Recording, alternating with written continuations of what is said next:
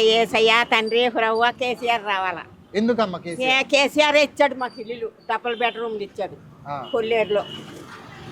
తెలుసా? ఆ, ఇప్పుడు ఎవరికి వెయ్యాలా చెప్పు, ఫోన్ చెప్పు. ఆ. సరే, మాగంటి సునీత పేరు విన్నావా? విన్నాను, అక్కడ చీరలు ఇచ్చింది. ఓకే, నీకు ఇచ్చిందా చీర? ఇచ్చింది. ఆ, మరి ఆమె కూడా ఇప్పుడు పోటీలో ఉంది, మరి ఆమె రావాలనుకుంటున్నావా? రావాలా.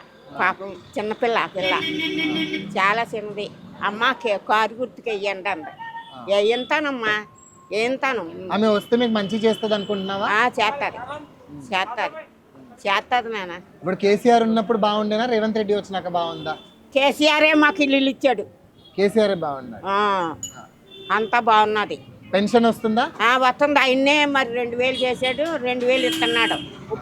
ఇప్పుడేమో 4000 ఇస్తాను, 5000 ఇస్తానని అబద్ధాలు కాదు. నన్ను నిజం మాట చెప్తున్నాను. 4000 అంటే తప్పది, అలా మాటలు చెప్పకూడదు కదా. మా లాటోళ్ళకి ఇప్పుడు ఆ కొల్లేరులో ఇల్లు వచ్చింది. ఆ ఇల్లు ₹1,00,000 అవుతుందంటే ఎక్కడి నుంచి బాగు చేయించుకోనమ్మా. నా కొడుకు కోళ్ళు కూడా చచ్చిపోయారు.